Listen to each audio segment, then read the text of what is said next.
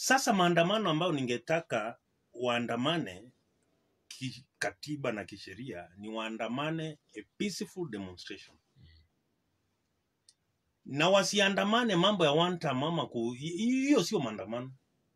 Eti mambo ya kusema one time nini. You should bring reasons as to why. Sema reasons, wacha tu kuimba one time. Unajua ukiimba one time hata mimi sielewi.